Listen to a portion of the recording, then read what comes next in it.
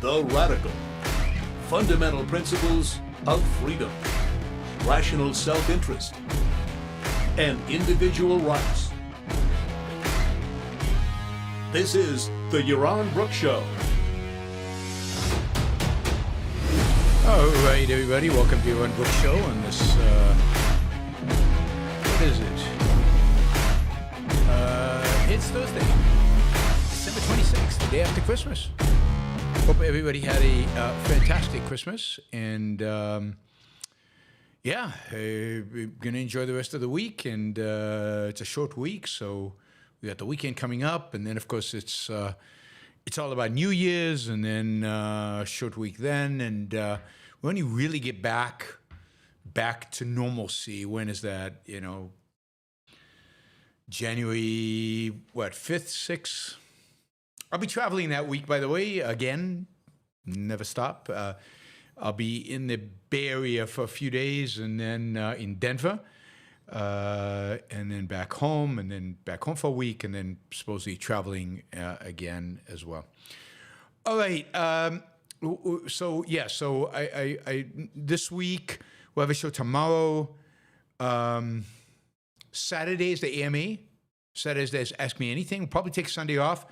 And then we've got immigration on Monday. We're going to start that today. And then immigration on Monday. And then what do we do after that? We'll have shows all next week except for New Year's. And then when I'm in the Bay Area and in Denver, as usual, it will be spotty. And we'll see. I think I can do shows Monday, Tuesday, Wednesday.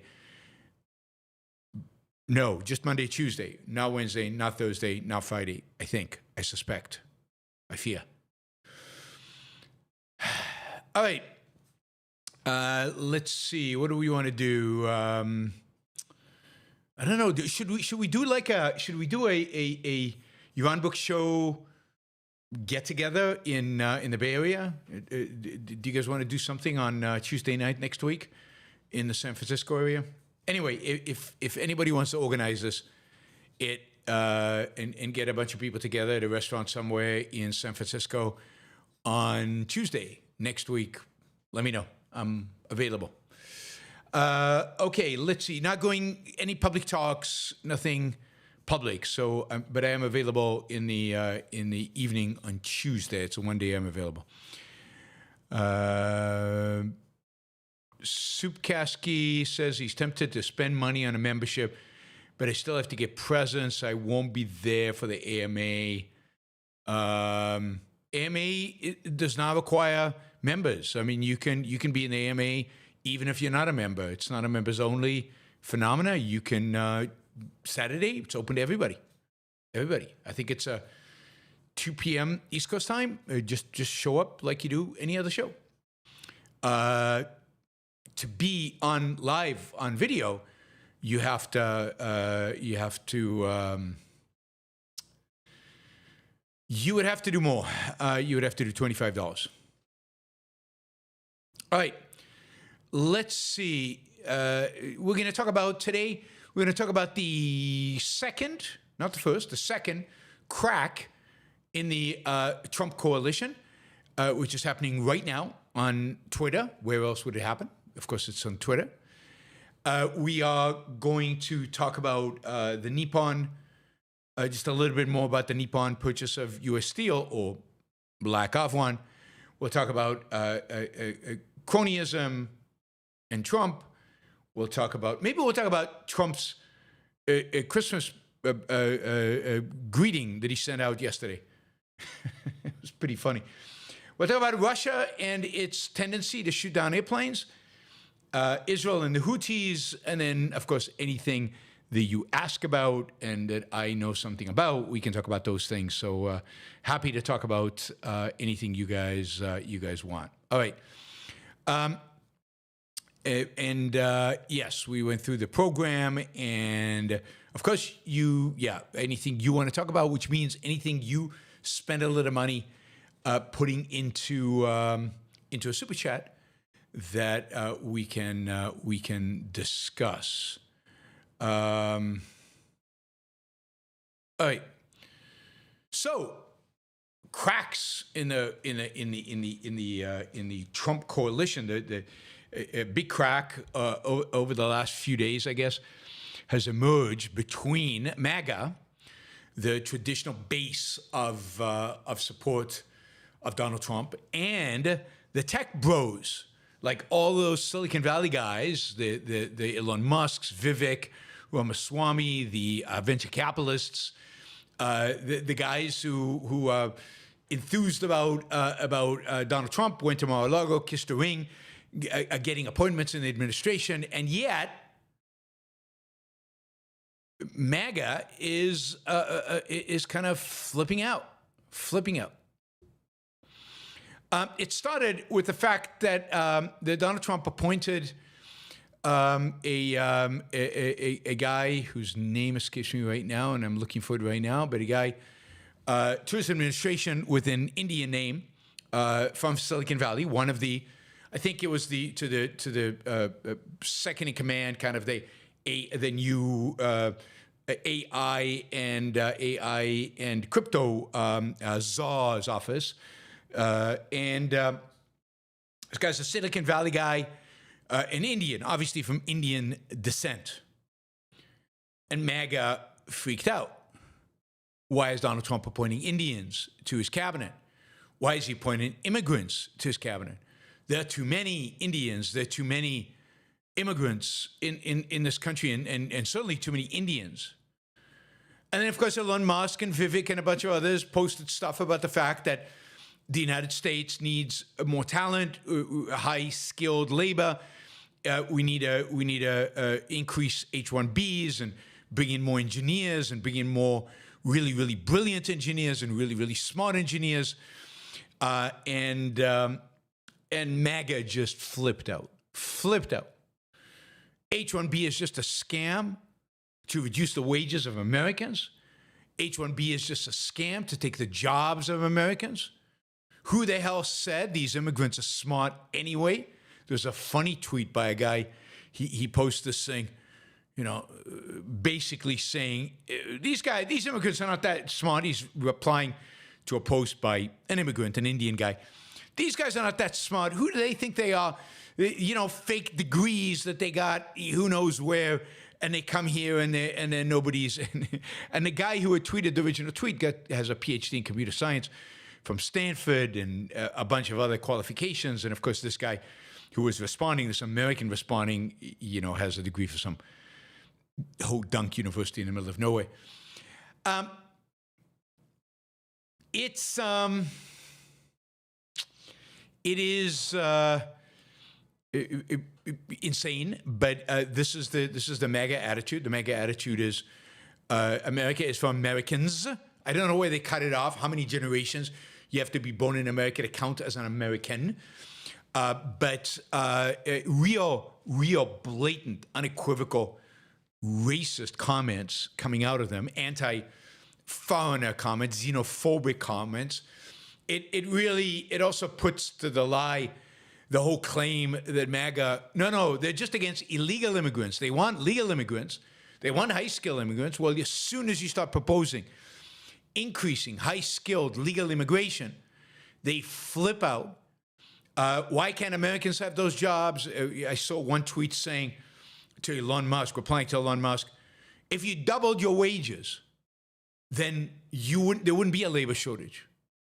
Like, where will all these smart American engineers appear? Where would they come from? Let's say we did that. Let's say we had a new minimum wage for programmers, for tech entrepreneurs, for tech workers, a new minimum wage for tech workers. Let's make it, fairly generous. Let's make it $500,000 a year. So anybody in the tech business starting salary, $500,000 a year. Okay. Are there any more tech entrepreneurs now? Now, at the margin, true, some Americans would go into engineering who wouldn't otherwise have gone. Although, tech salaries are pretty high already, right? They're six-figure salaries already, which is not true for most American jobs. But let's make it $500,000, really incentivize them. Where are they going to come from? Which Americans are so unemployed right now or so able, skilled, smart enough to be tech employees, to be programmers and engineers, and who are not going into the engineering because the salaries are not high enough? I'm calling BS on that. BS on that, right? Elon Musk, pays high salaries. So does Amazon. So does Google. So does Apple. Big tech actually pays significantly higher salaries than the rest of Silicon Valley. But generally, Silicon Valley salaries for starting engineers are over $100,000, and for many, approaching $200,000 easily. And senior engineers, many are making well into the went into the six figures all the way up to 500,000. Of course, much more if you count stock and stock bonuses, and stocks are going up, particularly right now. And if you count, startups and everything else, I mean, average salaries are way up there into the six figures. The problem in Silicon Valley is not wages, and yet it seems like just in the semiconductor industry, to fulfill all the jobs of the CHIPS Act, we're short about 160,000 engineers. 160,000 engineers. That's just in semiconductors. But the reality is the U.S. economy is short hundreds of thousands of engineers. And the American educational system and the American people just can't fill all those jobs. But even if they could, why shouldn't American engineers face competition from smart people overseas who want to come to this country to work hard, make a living, produce, create, build? So it is amazing, right? Amazing. The reality is that right now, there was a study that showed that 51% of billion-dollar startups, right? So these are the successful startups. These are the ones that really make it, really hit it, right? 51% of them were founded by a team that included at least one immigrant. Collectively, the 44 companies, this is back in 2016, it's the same today though, were valued at $168 billion. They created an average of roughly 760 jobs per company. Multiply 760, we have 44, in the United States. So the reality is that it's not even about salaried employees that are needed. We need entrepreneurs. We need people who can start companies like this. And people who can start companies like this create huge numbers of jobs that are very, very, very well paying, including for Americans. So, if you want to make it easier to exclude these entrepreneurs, then you are anti-American. You are acting against America's interests, against the economic interests of most Americans. You are being destructive to the U.S. economy. I mean, bring the entrepreneurs on. Bring them in. Troy just came in with 500 Australian dollars. Thank you, Troy. Really, really appreciate that. That is incredibly generous. Thank you, thank you, thank you. One of these days, we will meet up. We didn't make it in Australia this time. So I'm looking forward to my next trip to Australia to be able to meet Troy in person, finally.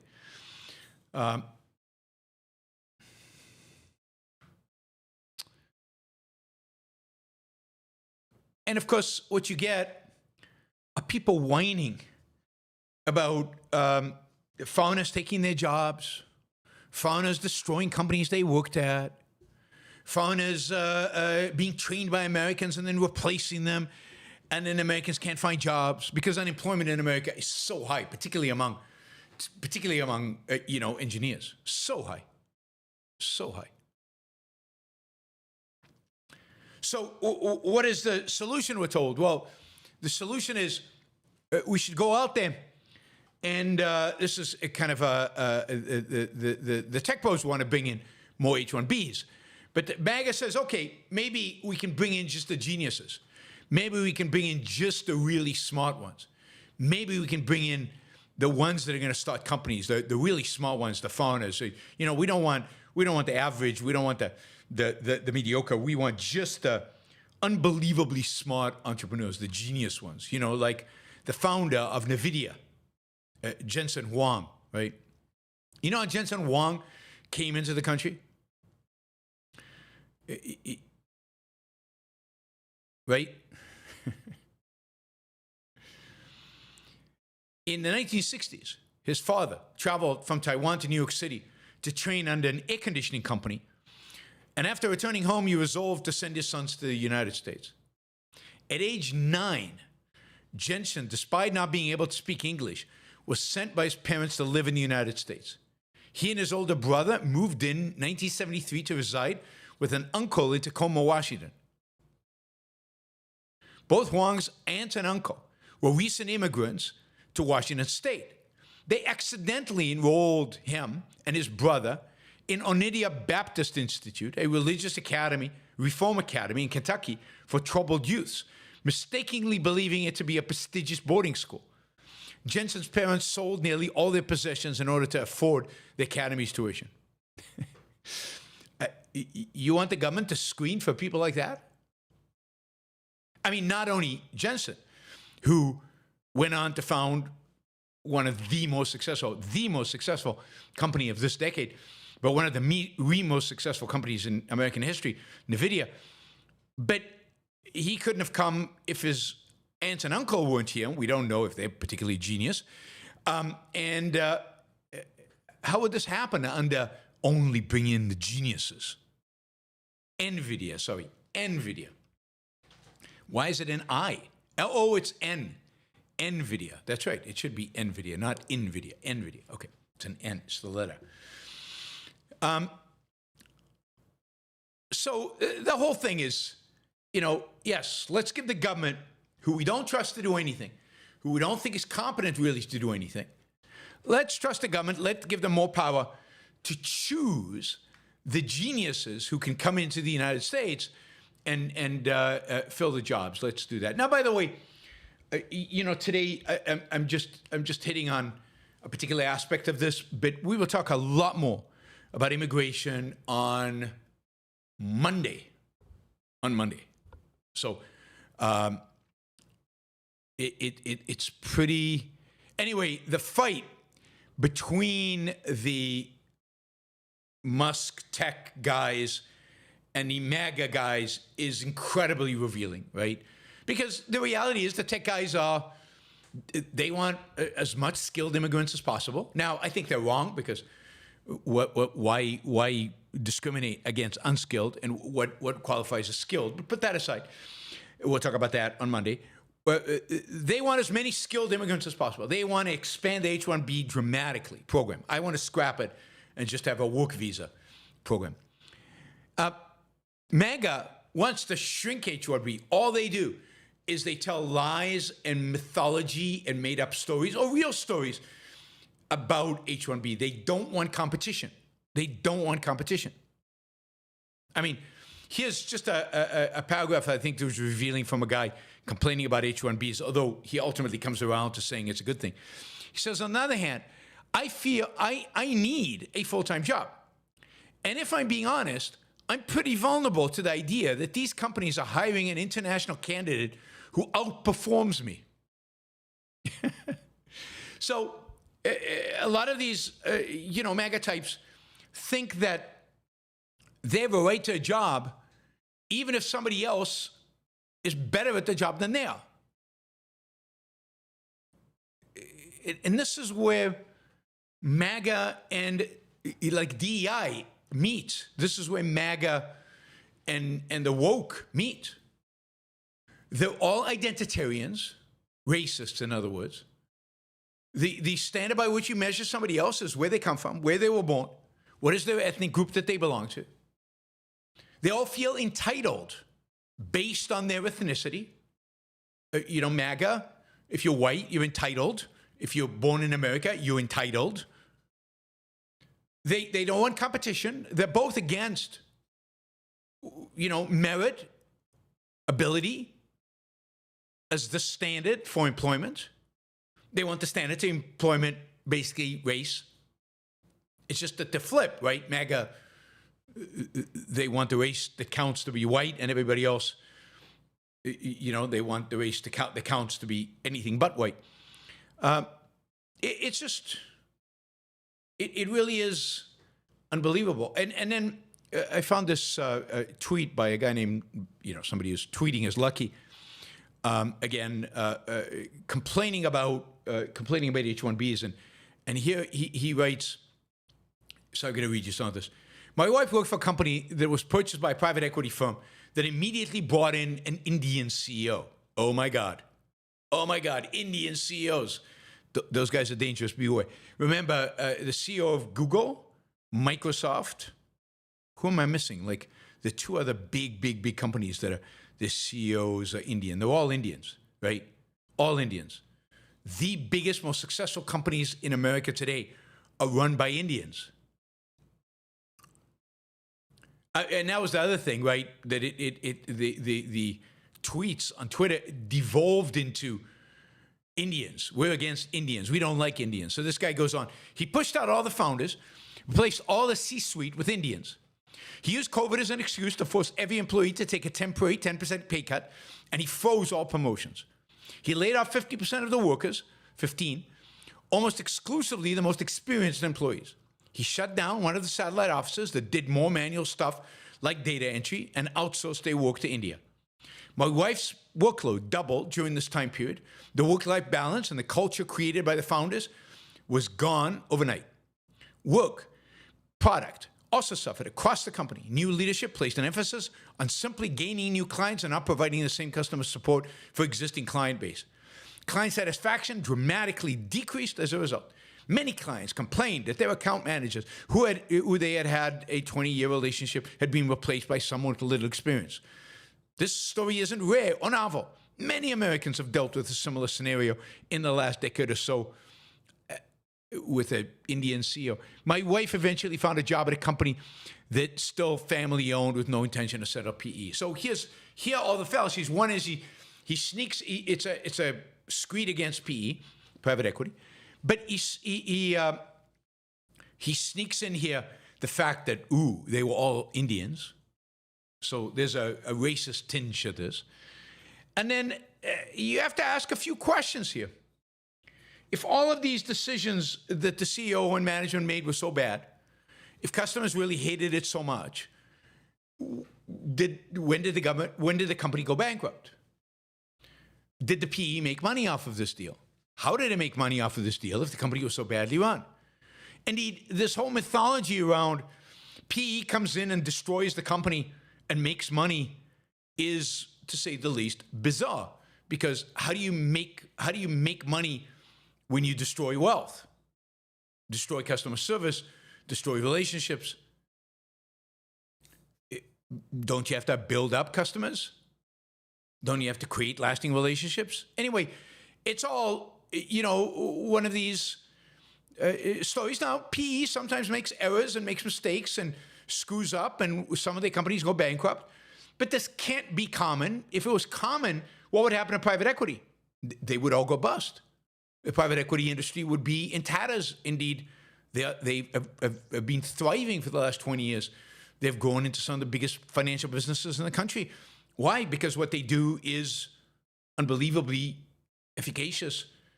They're unbelievably competent, and they create real value, and they have been a huge boon to the American economy. Even the ones that bring in Indian CEOs. So if you go on Twitter, what you will find is that what we kind of believed about MAGA is true. There are a bunch of xenophobic, woke right, in other words, identitarian right, racist rights. They have no understanding of economics. They are not America first. Anybody who's America first, if you understood what America means, would want more immigrants, particularly high-skilled entrepreneurial people who could create new businesses and increase the wealth that we engage in.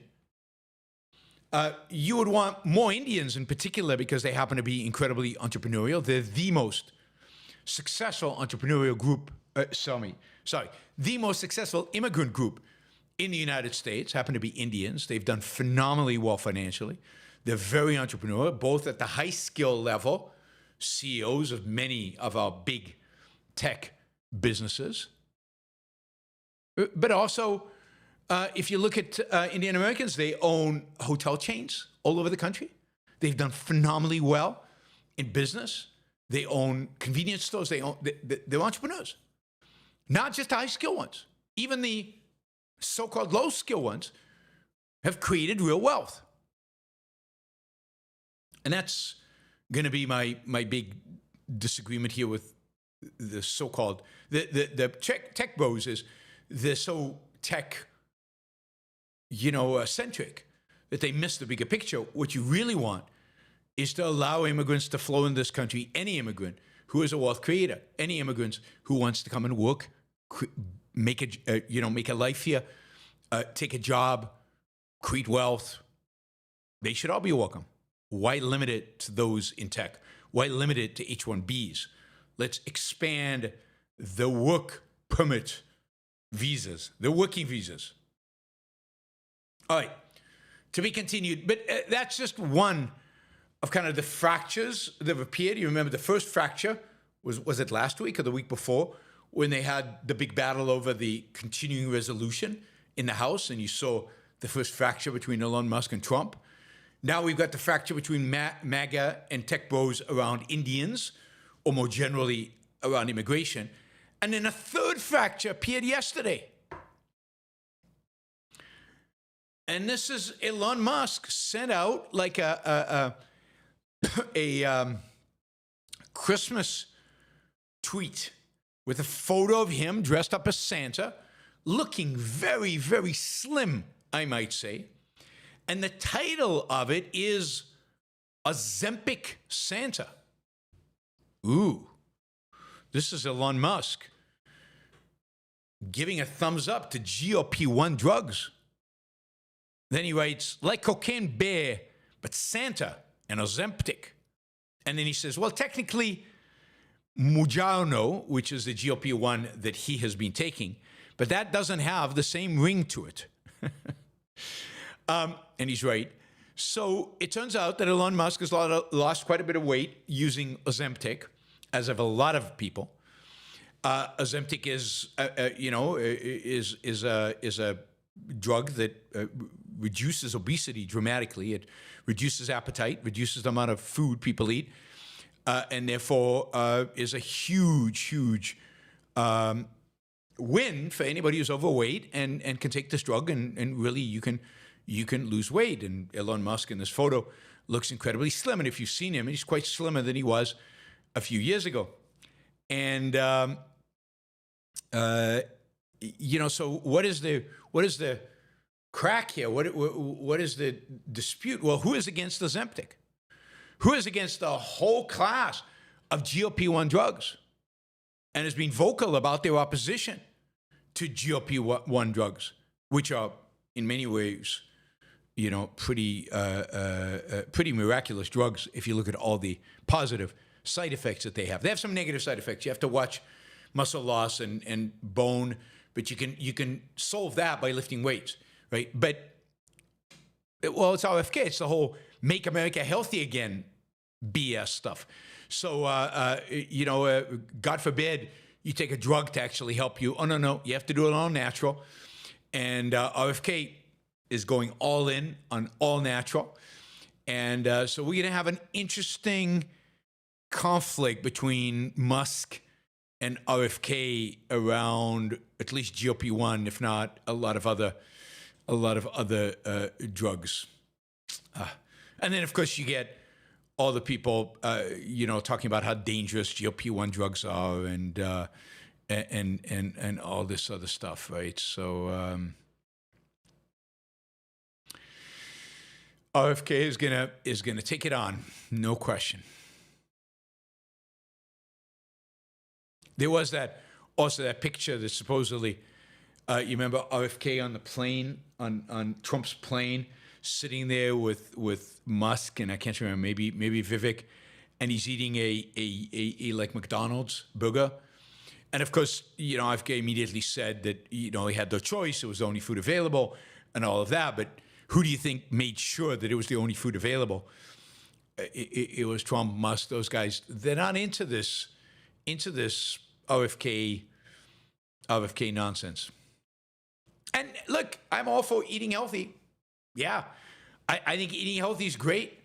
I'm also for, there's, I don't know how many million, 100+ million Americans who are obese, and changing their diet is not going to make them healthy. It's not going to get them thin. It's not going to happen. Give them Ozempic while you also help them do some exercise and eat well, and generally keep the government out of all of it. Keep the government out of all of it. All right, let's see. Quickly, we've talked about Nippon Steel. So it's interesting. So Nippon Steel is buying U.S. steel. We know this, right? We've been talking about it for months now.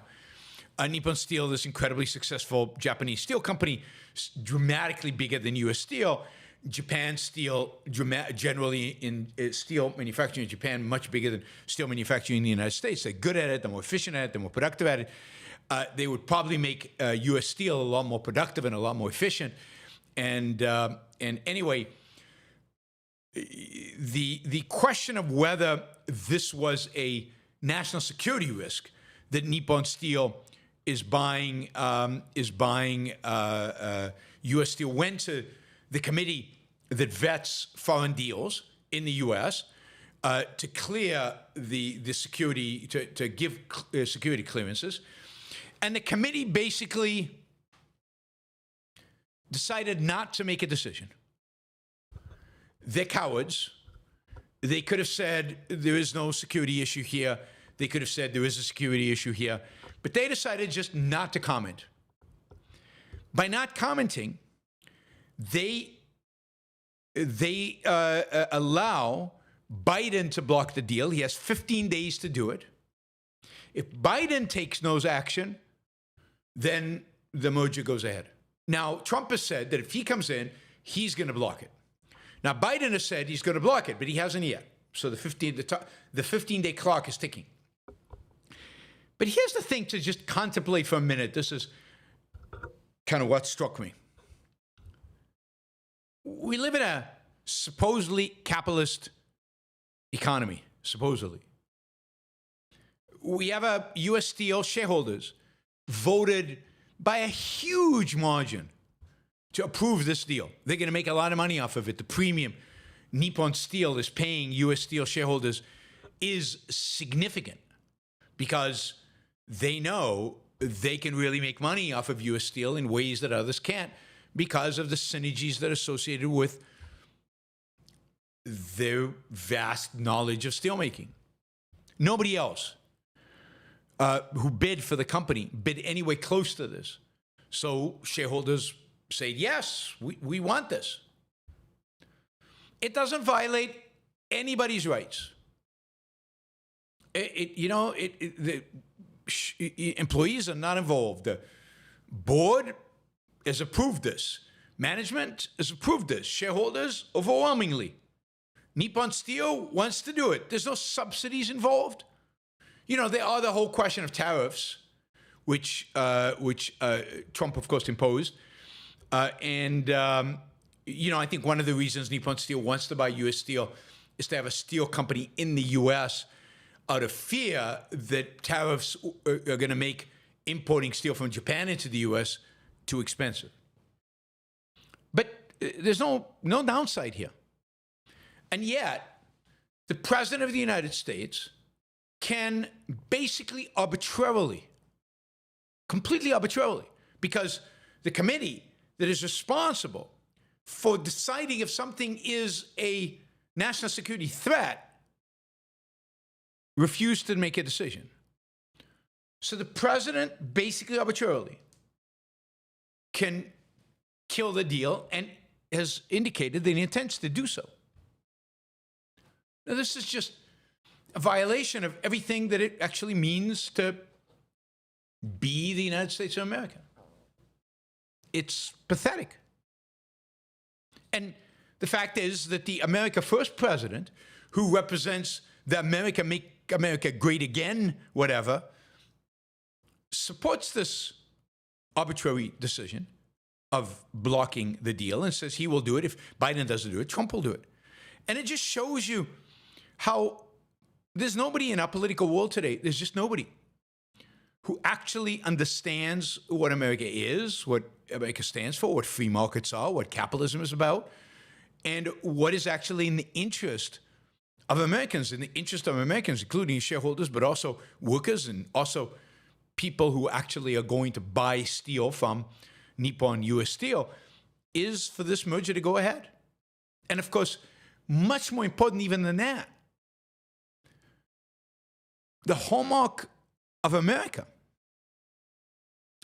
one of the hallmarks of America, is property rights, a respect for property rights. If presidents can just ignore property rights, just dismiss them, throw them out arbitrarily, and we know the presidents have done that. Obama did that with the bonds for Chrysler. But we know presidents can do that, but this is just another example of this. Then what is America? What makes it special?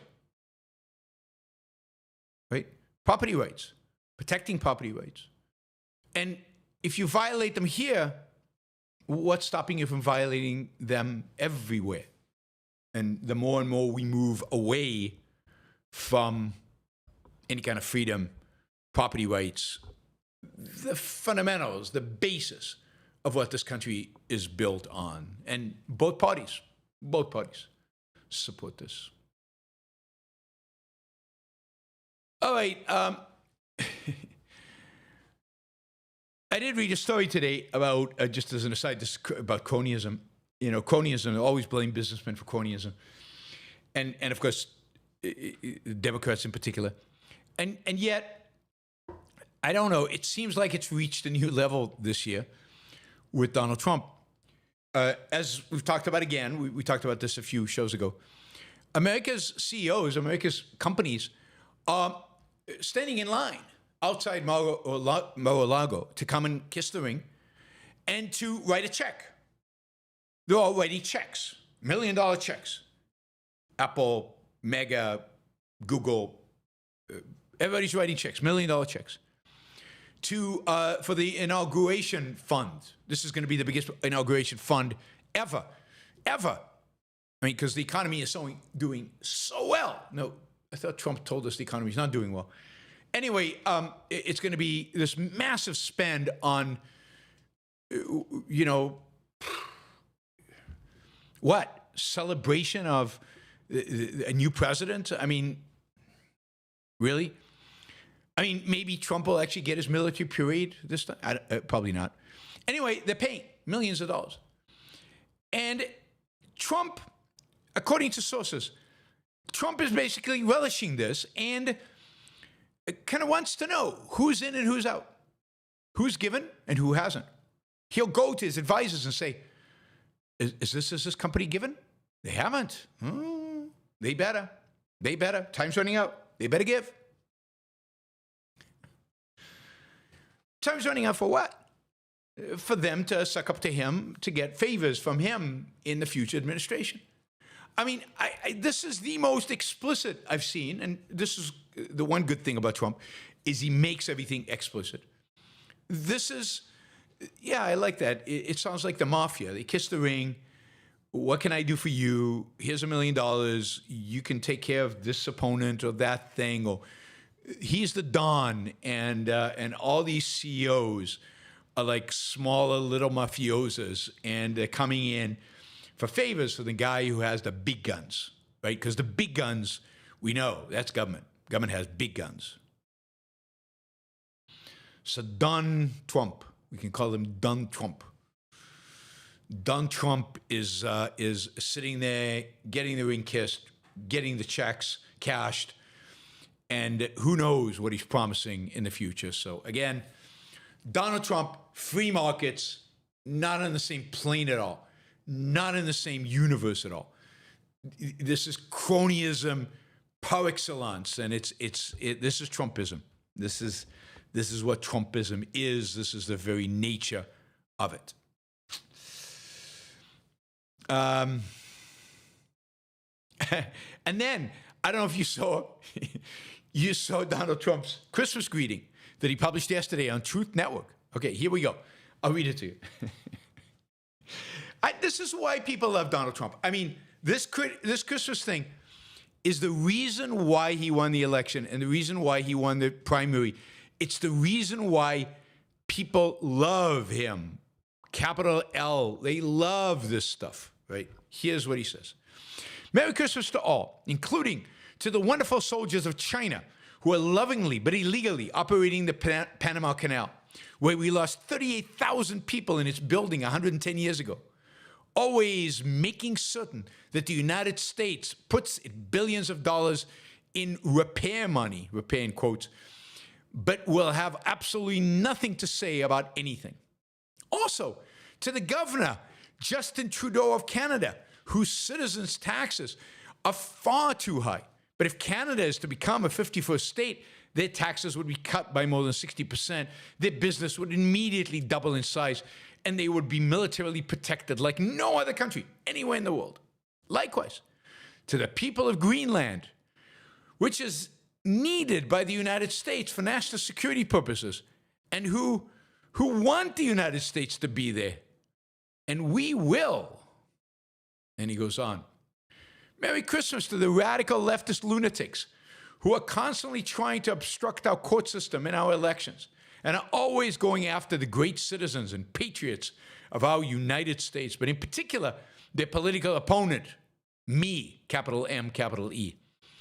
They know that their only chance of survival is getting pardons from a man who has absolutely no idea what he's doing. Also, to the 37 most violent criminals who killed, raped, and plundered like virtually no one before them, but were just given, ironically, a pardon by sleepy Joe Biden. I refuse to wish a Merry Christmas to those lucky souls, but instead will say, go to hell. We had the greatest election in the history of our country. A bright light is now shining over the United States, and in 26 days, we will make America great again. Merry Christmas. I mean, this is what they love about him. Like, he says the most crazy, outlandish, ridiculous stuff. He lies or distorts the truth. Like, for example, the 37 most violent criminals ever in all history of mankind were not given a pardon. Their sentence was changed from death to life in prison forever. But God, who cares? That's just details. It doesn't really matter, right? Telling him to go to hell, even I like that. Greenland, they want America to take over. No, I don't think they actually do. The whole story about Panama being run by Chinese military, or Canada becoming a 51st state of the United States. It's just ludicrous, crazy, bombastic, but it's in their faces. It's in the left's faces. And at the end of the day, that's all his voters care about. All the voters care about is that he's in their faces. They just want somebody to stand up on a stage and be super bombastic. It doesn't matter if they're rational or irrational. They just have to have bombast on their side. And they have to just yell it and... and of course, this is the pseudo arrogance and pseudo self-confidence. Me. I'm the one they want to destroy because I will save you from the evil, radical left lunatics.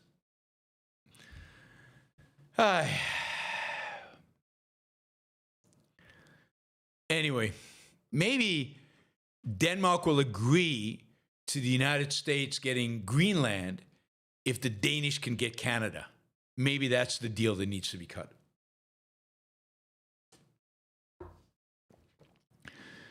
That would be a good trade, right? All right, enough merriment, Christmas merriment. Let's go into some serious things. Russia. Russia spent Christmas Day, the Russian military spent Christmas Day bombing the hell out of Ukraine, the power plants, cities, residential areas, all to do whatever they can to make life miserable for the Ukrainians. That was how the Russians spent Christmas. But in addition, not to be, that's not enough for Russia. Russia's actually decided to, or mistakenly or whatever, shoot down a civilian plane. They haven't done that. What was it? What was the last time they did that? You remember they shut down the plane over towards the border between Ukraine and Russia, and it was shot down in, I think it was 2015 or 2016. It was a Malaysia airplane flying from Europe to Malaysia, filled with people, packed. They shot the plane down. Everybody died. And how many Russians were prosecuted? Who went to jail for this? Did anybody get condemned? Did Trump go ballistic on Putin for doing this? No, nobody cared. Nobody cared, right? Anyway, so yesterday, the Russian air defense system downed an Azerbaijan plane. Again, civilian plane. We don't know, I don't have the final numbers of how many people were killed, but almost everybody on board was killed, including the crew. Some people survived. It turns out that the people in the tail part of the plane probably looks like survived. But not only was this a flight shot down by a Russian missile, it turns out that according to the Azeri government, this is Azerbaijan, the damaged aircraft, which was still flying, was not allowed to land in any Russian airport, despite the pilot's request for an emergency landing. It was ordered to fly across the Caspian Sea toward Aktu in Kazakhstan. According to data, the plane's GPS navigation system was jammed throughout the flight path above the sea, and therefore forced the Azeri plane to fly all the way to Kazakhstan and try to land, basically in an open field in Kazakhstan, and as a consequence, pilots dead, many of the passengers, at least 40 people, are dead, I mean, what do you say? The pictures of the plane in flames, in fire. It's hard to believe anybody survived this. But the Russians just don't care. They don't care about human life. They have no problem shooting down planes. You remember the Korean plane that was shot down in the 1980s, I think it was? That was the Soviet Union back then. Now it's Russia. Doesn't matter. The world will do nothing. This is what I suggest to all of you who are listening. When picking a flight path in that part of the world, make sure the plane doesn't travel over Russia. So, for example, I recently flew from Helsinki to Hong Kong. If you look at a map, the quickest route from Helsinki to Hong Kong is to fly over Russia. I was so glad to see that my Finnair flight skirted around Russia, went through Eastern Europe, down through the Middle East, and ultimately over Kazakhstan and China. But it did not fly in Russian airspace. So I highly recommend that do not, if you can, ever take a flight over Russian airspace. the odds are pretty small that they'll shoot you down. But 2 planes in 8 years, too much for me. Too big of odds for me. And these are Russians. And then they won't let the plane make an emergency landing. They won't give the pilot and the civilians on board even a small chance of surviving. It's just horrific. Just horrific. So, yeah, I mean, there are lots of reasons to be anti-Russia, anti-Putin, and anti this regime, and to hope for their demise. And they just keep reinforcing it. They keep reinforcing it. All right, finally, well, I've got 2 stories, but finally one listed is, the Houthis over the last week or so have basically been sending a ballistic missile into Israel every couple of nights. I told you that my sister was like, it's like every night between 2 and 4 a.m. We get woken up by the air raid shelters. We have to go to the air raid shelter because the Houthis have sent a missile. This happened. So Israel responded today. It again flew almost 2,000 kilometers. And they attacked the airport in Sana'a, in the capital of the Houthi, Yemen. They bombed a bunch of infrastructure. And they are now committed to really, they're less concerned about Hezbollah and they're less concerned about Hamas, whom they're still negotiating a ceasefire with. And they can devote more resources now to taking out the Houthis. Their tactic is to go after infrastructure. By the way, when they bombed the airport in Sana'a, just as an aside, when they bombed the airport in Sana'a, the head of the WHO, the World Health Organization, was actually in the airport. And he was not hurt. But what is the WHO doing in Yemen? Maybe there's some epidemic starting in Yemen. But anyway, God, the place should be flattened. Yemen should just be flattened.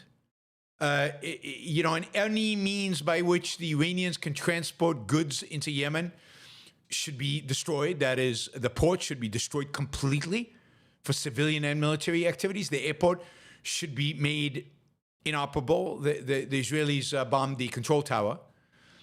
They should make the airport inoperable. Nobody should be allowed to go in and out of Yemen as long as the Houthis are flying these missiles. And then start going after the leadership, just like they did with Hezbollah. By the way, they attacked Yemen just as the head of the Houthis was giving a big speech about how they're standing up to Israel. And they're the only ones who could stand up to Israel. So that is going on. That is going on in the background. All right, finally, this is this story keeps coming back. It's a funny story. It's a funny, very, very tragic story with deep, deep consequences that have been going on for over 2,000 years. But here's somebody on Twitter by the name of Patriot Muffy. Probably a Candace Owen fan and a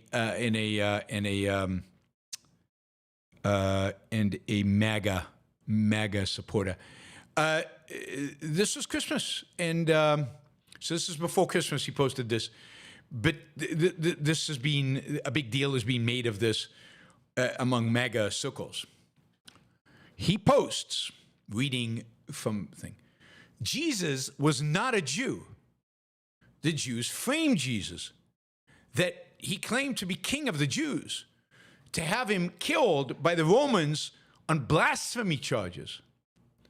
The Jews are Satan's children, if you read the Bible.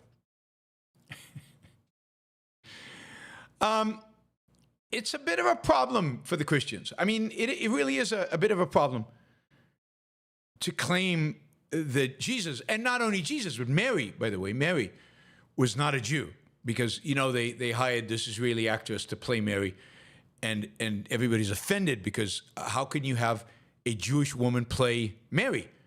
You should have a Christian woman playing Mary.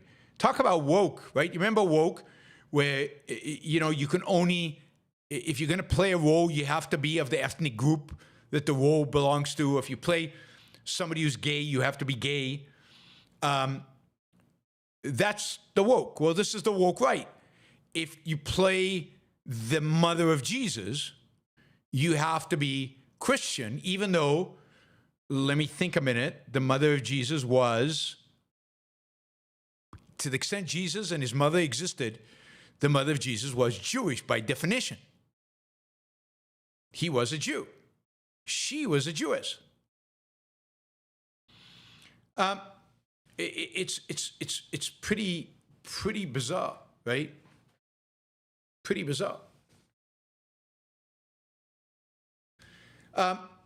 But this idea that Jesus wasn't a Jew is an idea that the Catholic Church tried to promote because, the Jews kill Christ, and therefore they have to make a clear separation between Jews and Christ. And then you can't have it that the Romans actually kill Christ. You can't blame the Romans for the death of Jesus. Because starting with Constantine, or really Justinian a little after Constantine, the Christian faith becomes the religion of the Roman Empire. So that can't work. We can't blame the Romans. So the whole story of Jesus is written in a way as to make, in a sense, the Romans kind of innocent actor, and they fall for the Jews scheming and blame the Jews for the crucifixion. Romans, they would never crucify anybody. They didn't crucify people. Romans, crucifixion? No, has to be the Jews. Has to be the Jews, and Christ cannot be a Jew because Christ was, what was he? I don't know. He was born non-Jewish. And yet, if you actually read your New Testament, Jesus considered himself a Jew. He went to synagogue. He went up to the Torah. He practiced Jewish ceremonies. He was arguably a pretty scholarly, pretty well-read Jew who just happened to lead a Jewish sect that the rest of the Jewish people around didn't like, didn't agree, and didn't think he was the savior. He didn't think he was the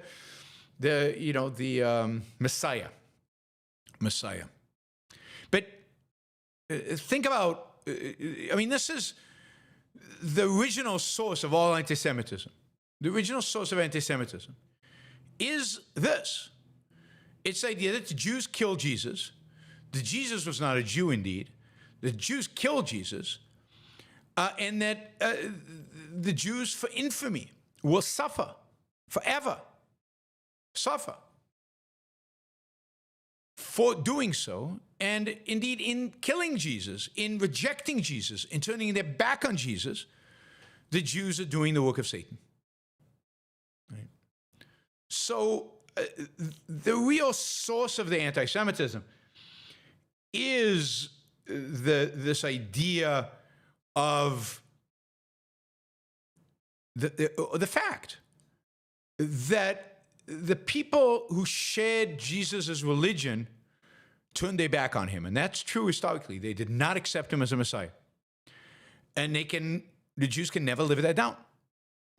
And the Catholic Church has really always held that. And the fathers of the church, in particular, the original Christian intellectuals, were all rabidly, unbelievably anti-Jewish, horribly Jewish. By the way, Paul was a Jew who then, discovered Jesus. But he was a Jew who wanted to universalize the religion through Jesus. But there was no Christianity. There was no identity of a new religion, probably for decades. Probably until like 70 AD or decades after Jesus was already dead. Paul considered himself part of the Jewish religion, and the early Christians all considered themselves a sect within Judaism. Anyway, Jew hatred. Christmas is a great time for Jew hatred. They're responsible for crucifying Christ. We celebrate the crucifixion of Christ or the rebirth of Christ or something like that. I'm not sure what Christmas is about, because there's the Santa Claus and this Christmas tree that kind of obscure everything else, and all those gifts and all that commercialization that obscures everything.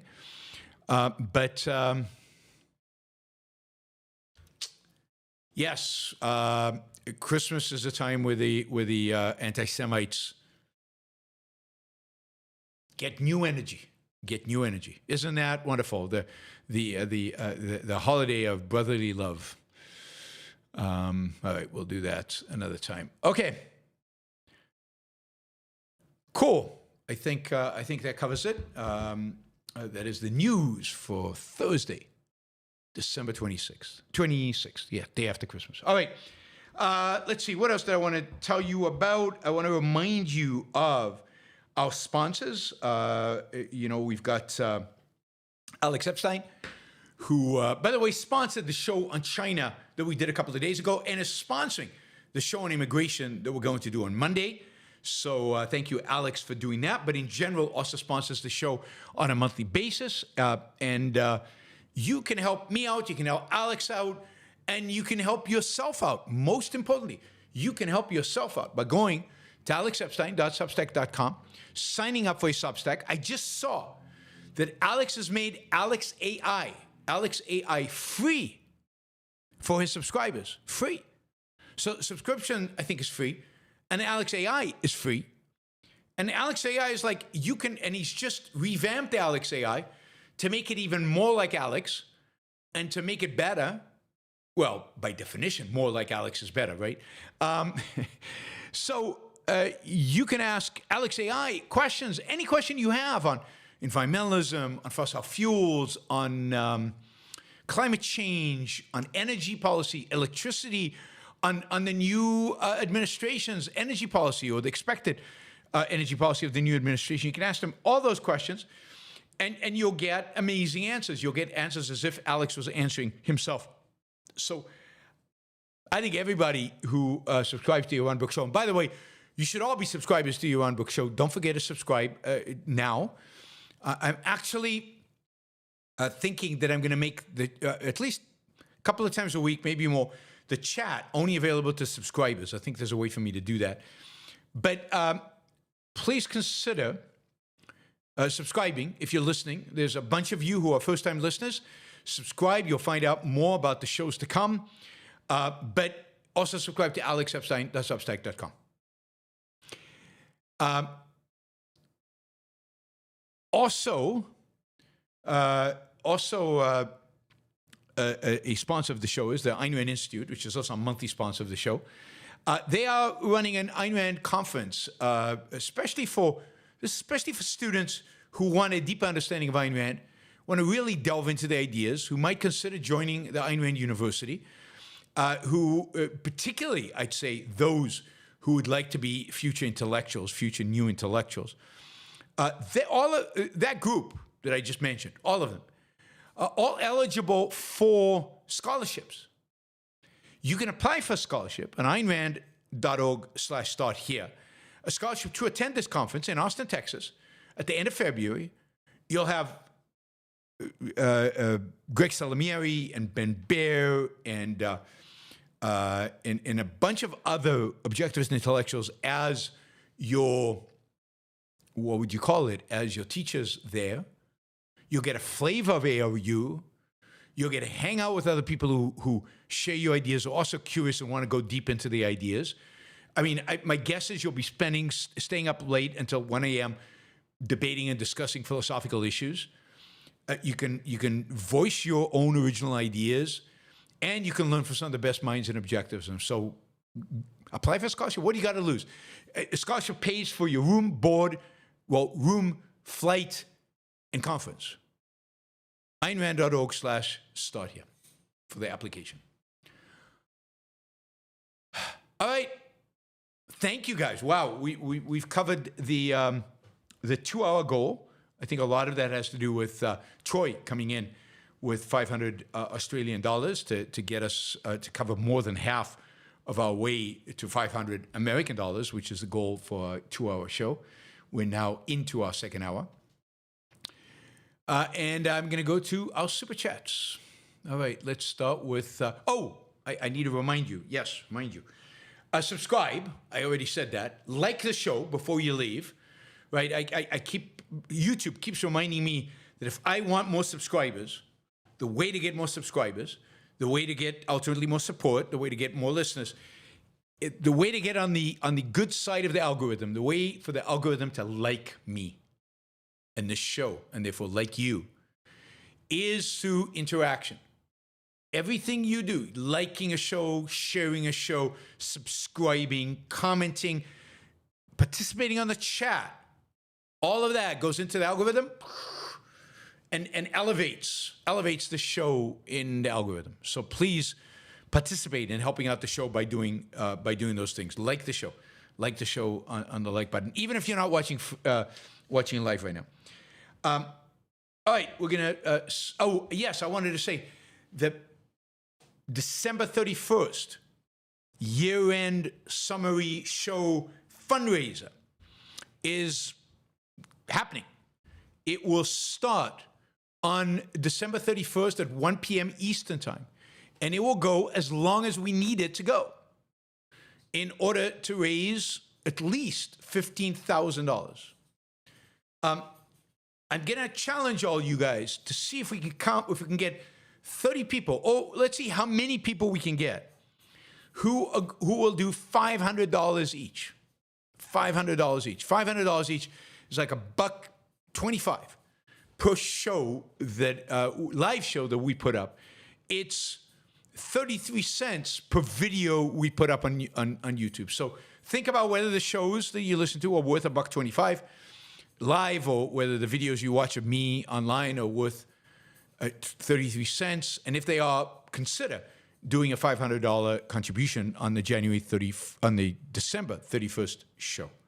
So we can get 15,000, might only be the beginning. I've already received a contribution, or a pledge, not a contribution, a pledge from a supporter of the show for $1,000 for that show.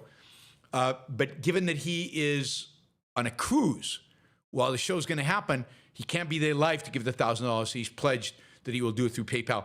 You too can do it through PayPal if you want. Just at the PayPal contribution, say for the New Year's Eve show, so I can add it up towards the $15,000 goal. So we've already got $1,000 of the $15,000 in the bank. If you guys want to, make the New Year's Eve show even more boring by committing a bunch of money before the show even gets started on PayPal, I do get to keep more of the money on PayPal than I do on YouTube. So there is an advantage there. All right, let's see where we are. We've got Michael, who has promised to ask lots of questions. I think adding up to $500 on New Year's Eve would be phenomenal. So hopefully Michael will do that. I prefer them on New Year's Eve, Michael, than on the AMA on Saturday. Okay, he says, having had to just deal with some awful relatives over the holidays, when it is objectively appropriate to be confrontational, or is it always better to walk away quietly and go no contact?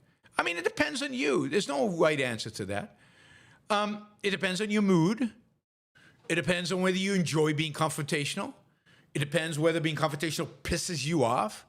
I mean, I have relatives where it's fun to be confrontational with them.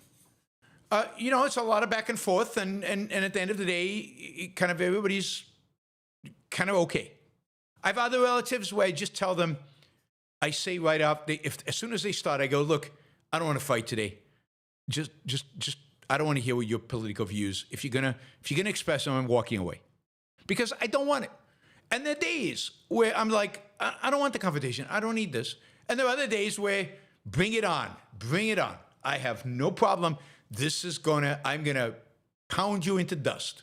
So it depends completely on you. And this is the point. You have to figure out selfishly, from the perspective of your life, your values, your time, your energy, your mood, is this worth doing or not? Is this worth doing or not? Right? And so that's the only advice I can really give. John, thank you for the sticker. Going back to see some stickers, see what we have sticker-wise. Gail, thank you for the sticker. By the way, just because we made the goal today doesn't mean you can't ask questions. You can. Oyvind, thank you for the sticker. Whoops, who did I get? I missed somebody here. Yes, Jonathan Honing, thank you, as always, for the sticker. So thank you, guys. And, of course, thank you, Troy, for the 500 Australian sticker. All right, Andrew. How has the country of rugged individualism and proud independence devolved into a country running a paternalistic government to take jobs from better suited immigrants to give to them? Yeah, I mean, how did we devolve into this? Read Ominous Parallels. Philosophically, we've adopted the ideas that made Europe paternalistic the entire 20th century. We've adopted ideas that made Europe xenophobic, racist during parts of the 20th century. We've adopted ideas that are inconsistent with our founding and inconsistent with what America is all about and with what makes America successful. And we've managed somehow, in spite of that, in spite of adopting those ideas by too many Americans, to continue to be successful. Relatively to the rest of the world. Our economy still does well, relatively speaking. And people still want to emigrate here because of that. We still have relatively a large amount of freedom, again, relative to other countries. And we're doing way better than any other country in the world, any other large major country in the world. And so those Enlightenment ideas that the founders kind of gave us, embedded in our culture, very difficult to defeat. So it's a constant battle between these modern, primarily German ideas that have come here and basically institutionalized themselves into our universities, and the ideas of the founding fathers, the ideas of the Enlightenment, the ideas of the 18th century, which made this country great and are still, at some level, their remnant, their shadow still exists. And that's the fight. And that rugged individualism still exists at the margins. You can still see it in the entrepreneurial spirit of Silicon Valley. That proud independence has been mostly, basically taken over by a fake pride in being American, but being American devoid of real content. Being American in the style of Tucker Carlson, beautiful scenery and a love of God and having the right genes, I guess. So it's ideas. It's the ideas that are undermined. It's ideas that are being taught at our universities.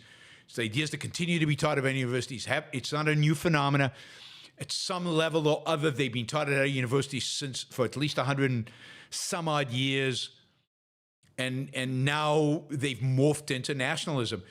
This is exactly what Leonard Peikoff predicted in Ominous Parallels and in the dim hypothesis.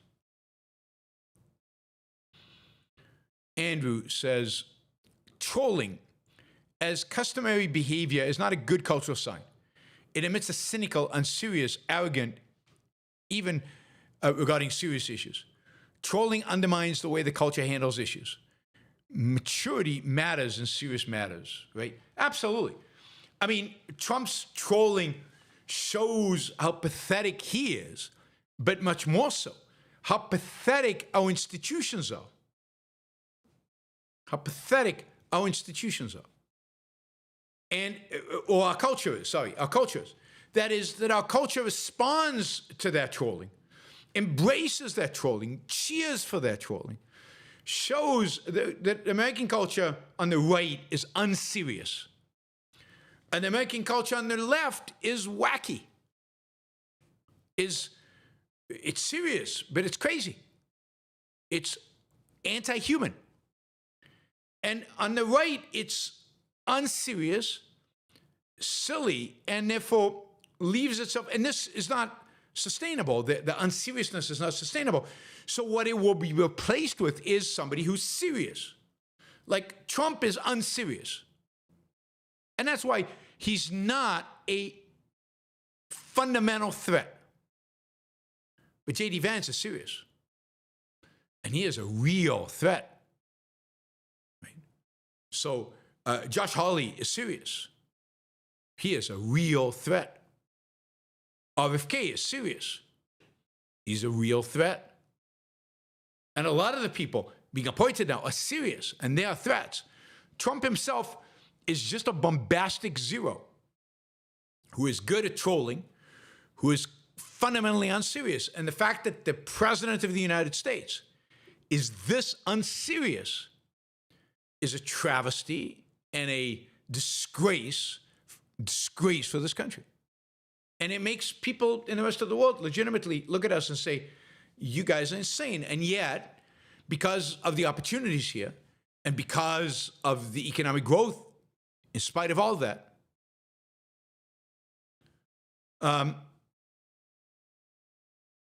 it could be that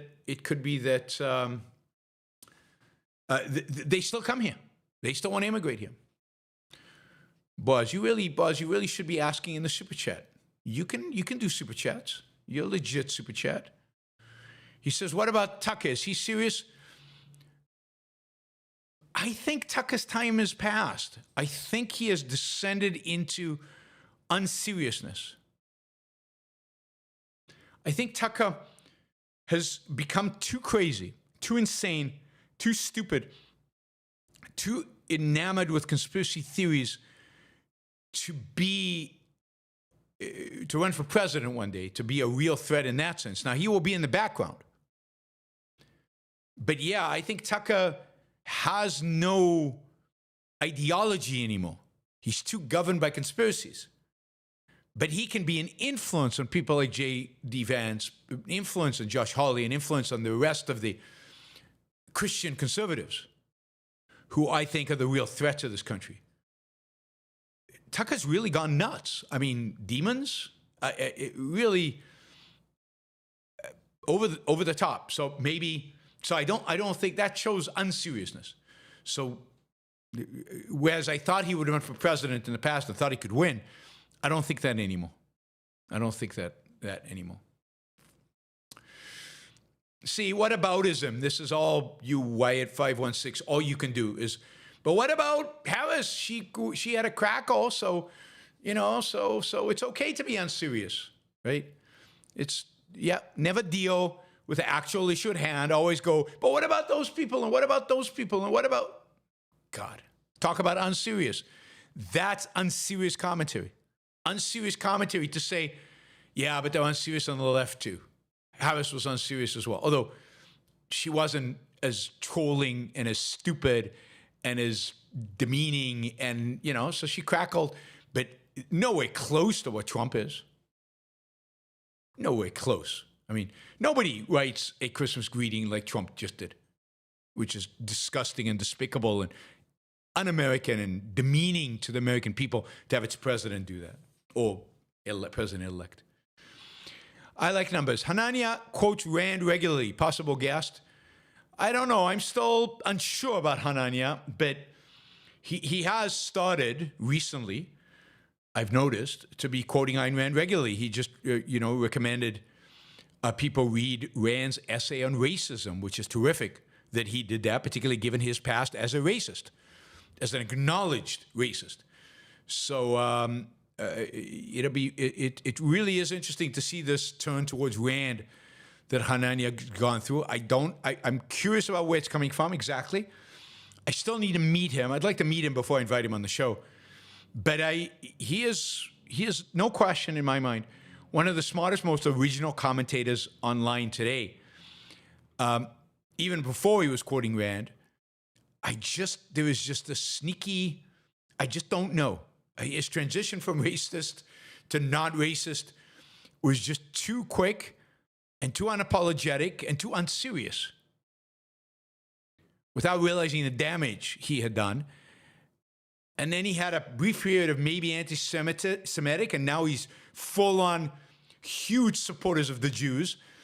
I just don't know, right? But on the other hand, again, smartest commentary some of the smartest commentary I see online today is from him. And he's very, very, very critical of Trump and MAGA and the right and in an appropriate way. Wyatt 516. Never Trumpers were poised to retake the GOP if Trump lost. But what happened to them now? Do they become the new center left? I don't know what happens to them. You know, I have no idea. I think they stay kind of on by the way, first, I don't think they were poised to retake the GOP. The GOP was solidly Trumpist, even if he lost. It was just, they were just going to move to find somebody to replace Trump as their standard bearer. But I think his transformation of the Republican Party is so deep, so thorough, so meaningful that I don't think one election changes that much. Although it would have been good for him to lose for the Republican Party, I don't think it would have changed that much. I think the never Trumpers, most of them, the better ones, are in a no man's land. They don't belong to either party. They're not left, they're not right. They'll be defined as centrist, although center is not right for them. If you're a free market, old-time conservative, but you're really free market, are you a centrist? On what issue are you a centrist exactly? So I don't know what that means even, but they are homeless. They're homeless. Where does David French go? Right? He's an anti-abortion, advocate for free speech, pretty good on free speech actually, as compared to many others who have no idea what free speech means. Is relatively good in economics, relatively good in personal liberty, except abortion, but he's an ever-Trumper. And evangelical, very, very religious, super evangelical. He's never going to be center-left, but he's never going to jump on the Trump bandwagon. So he is now, part of the conservative homeless group. Jonah Goldberg.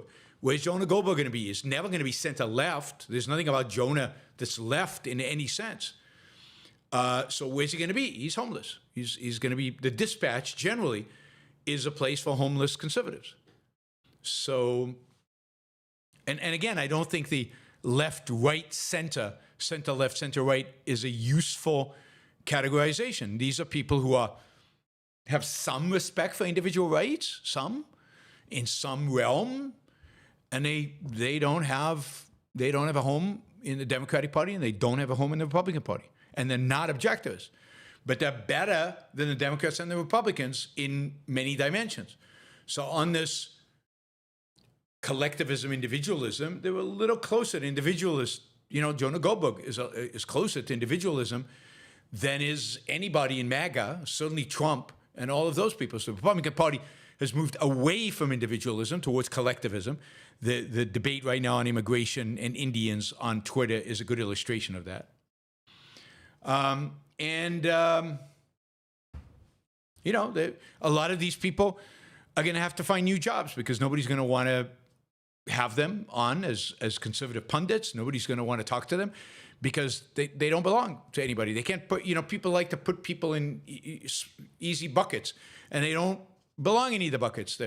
They're a little bit more individual. They're much more individualistic than the Republican or Democratic Party, but they're not quite as individualistic as we are.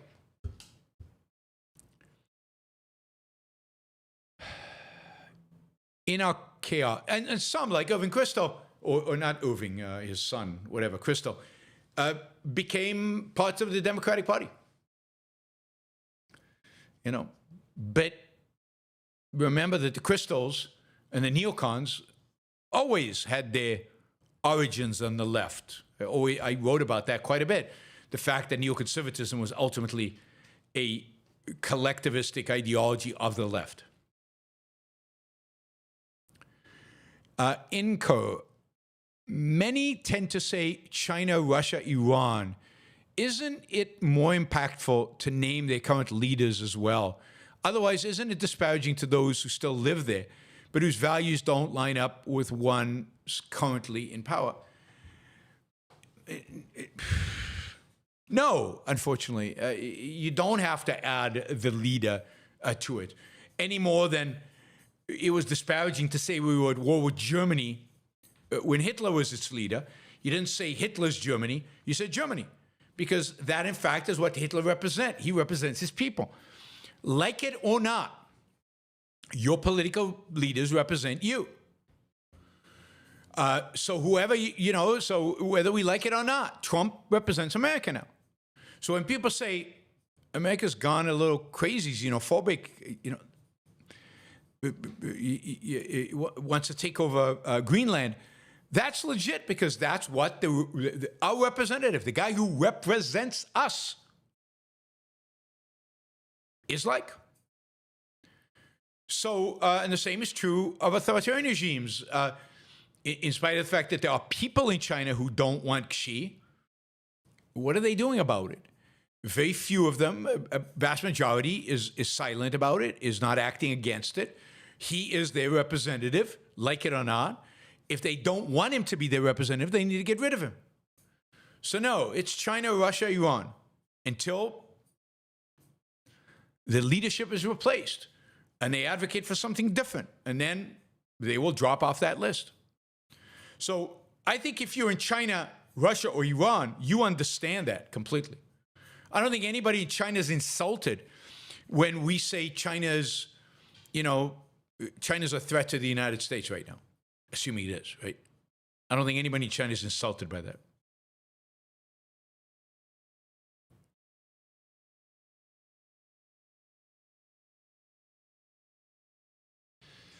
All right, Michael, why doesn't it feel like we're living in a post-Ayn Rand world? I'm not sure what you mean by that. Because Ayn Rand's still alive in the sense that her ideas are still alive, the books are still here, people are still reading them, people are still interacting with them. Look at Hanania is a good example. He is posting regularly on Ayn Rand, citing her, referencing her. So it's not a post-Ayn Rand world, certainly not. Her ideas are alive and well. Enric says, I didn't catch which Tuesday you're coming to the Bay Area. Yeah, the 7th of January. I'm flying in the night before. I'll be there on the 7th of January. I'll probably do a show from there. That evening, I'm free in San Francisco. I'm staying in San Francisco for 2 nights, Monday and Tuesday night. Andrew, if one has ever gone to a data center, one could easily realize how much Indian immigrants are facilitating the functioning of the economy. These people are moronic about how the actual economy works. Yeah, I know. And all the outsourcing, and good outsourcing. I mean, how many tech people does Amazon employ in India who work for Amazon, who make Amazon chug and work and make, in that sense, it possible for Americans to have jobs at Amazon?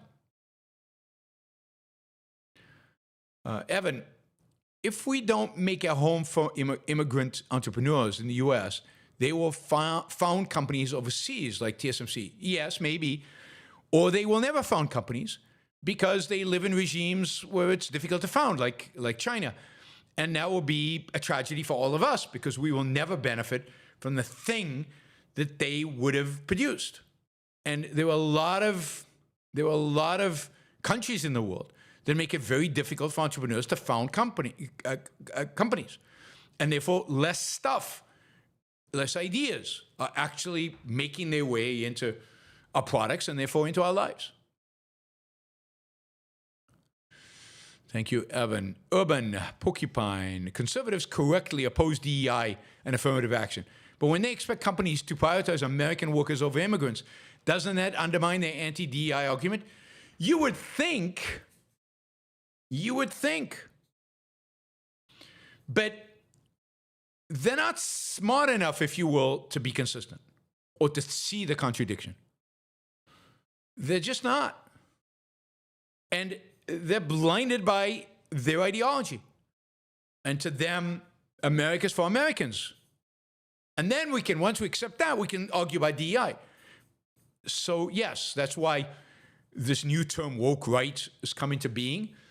A number of people are using it, woke right, because these are identitarians, affirmative action types of the right.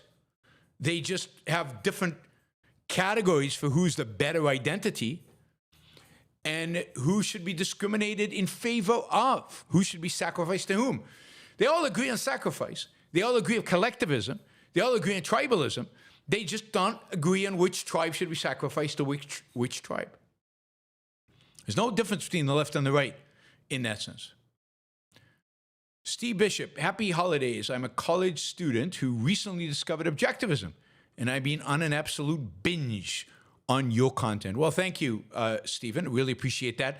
Don't forget, the real binge should be on Ayn Rand and Leonard Peikoff content. That's where the real gems are. Ayn Rand and Leonard Peikoff. That is Objectivism.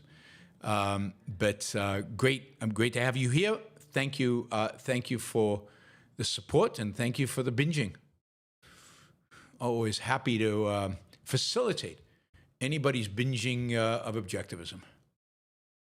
But always important to note that you should binge first on the origins, on what is Objectivism, which is Ayn Rand and much of Leonard Peikoff. Okay, let's see. What was I checking out? All right. Daniel. Richard Hanania calls it a firm action for Republicans. You should have him on the show. He has been talking about Ayn Rand. Yep, we talked about Hanania. He has. Hopper Campbell says, is your show 10 years old at this point? Has it been growing at about 5-10% per year? Did you expect it would be much larger by now? The show will be 10 years old. I mean, as a show, because it's morphed in terms of its characteristics, its name, its platform. It started out as an audio-only podcast. It will be 10 years, I think January 6th or 7th. It was the day Charlie Hebdo was attacked in Paris. That was my first show, 2015. So I don't know if it's growing 5 to 10% per year. I don't have stats.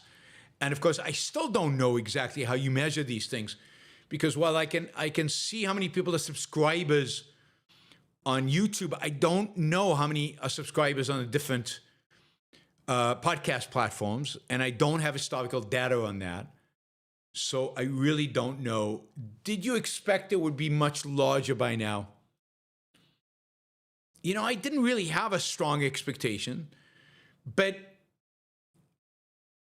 yeah, I think I've expected it to grow faster than it's grown. I would think, if a few years ago, I would have thought we'd be at 100,000 now, particularly after I did Dave Rubin and did Lex Friedman. So I did some of the big podcasts. I thought we'd be at around 100,000. I'm less than half of that. So, is it growing at 5 to 10% a year? Yeah, approximately. Closer to 5 than 10. It would be nice if it was growing at 10. 10 would be good. Actually, no, I'm wrong. It's going between 5 to 10, so maybe closer to 10. I need it to grow even faster. But we'll grow as fast as we'll grow. And is the nomination of Jay Bhattacharya for the NIH director a concession from Trump that he was wrong to heed Fauci and Birx calls for lockdowns? No, I don't think so. I don't think Trump is introspective enough to consider all of that. I think it's basically the people around him saying, this guy's good. This guy was right. I don't think appointing RFK to head up Health and Human Services a concession by Trump that his whole vaccine program was wrong. I don't think. I think he thinks it was good. He thinks it was right. He thinks it was the right thing to do, COVID vaccine. But he can't say that. And he has to play to MAGA. See, this is the thing about populists, particularly empty populists like Trump. Trump is an empty populist. He doesn't believe or stand for anything. It's that you think you're in control, but ultimately, who's in control are your voters, your people, your supporters. Trump doesn't control the message anymore. The message is controlled by MAGA. So when Trump, early on in his campaign this time around, said something about warp speed and about how amazing his vaccine was, the audience booed. So Trump very quickly stopped mentioning vaccines. And then appoints the most anti-vax person he can find to head the Health and Human Services. So you can see here a man who has no ideology, has no belief system, has no ideas. He is ruled by the mob. He thinks he rules the mob, but in the end, the mob rules him. And the appointments he's made are the appointments of the mob. It's much more a world of Steve Bannon than a world. Steve Bannon, you can think of Steve Bannon as Toohey. You can think of Trump as Wynand, right? This is the Wynand lesson, right? Gail Wynand from The Fountainhead. He thought he ran the newspaper, but no. In the end, because the newspaper was not about truth or about anything positive, it was all about appeasing the masses. The masses ran it. And the person who shaped the masses was Toohey. The person shaping MAGA is Bannon, or there might be others, but certainly Bannon is a big part of it. Bannon runs things, not Trump, in that sense. Now, as president, on issues that MAGA doesn't have firm opinions on, we will see, right? We will see what happens. But MAGA has very strong opinions about lockdowns and about vaccines that are opposite of what Trump thinks. Doesn't make any difference. They will win. They will win. And that's why I'm suspicious, for example, of reports that say that Trump is going to continue to fund Ukraine and continue to give them aid, when MAGA doesn't want that. And if MAGA, it turns out, is passionate about not giving aid to Ukraine, I think the Ukraine aid will stop, in spite of some of his foreign policy advisors wanting to keep Ukraine going. Andrew, do the private companies ever win against the government when the government opposes a merger? It seems like the companies sometimes fight back, but rarely, if ever, win. Yeah, they do sometimes win. It depends from which branch of government. It depends on a basis for why the merger was stopped. But yes, sometimes the FTC or the Justice Department will try to stop a merger. It'll ultimately go to court, and the government will win. The courts are shifting with the attitude of government and the attitude of the public to be against mergers more and more. Now, we'll see what happens at the Supreme Court. We'll see what happens with the Google case on appeal.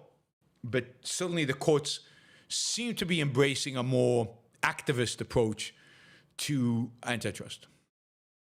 Henry, it's so funny. Statists pretend that minimum wage does not destroy jobs. Yet they want a super high minimum wage for H-1Bs precisely so that no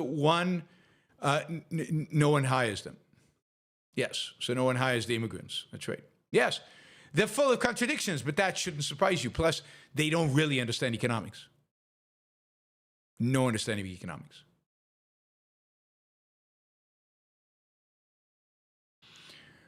Esoteric dichotomy. Hey, Yaron, do you celebrate the secular parts of Christmas? If yes, what's a favorite Christmas memory or tradition of yours? Thanks you for streaming.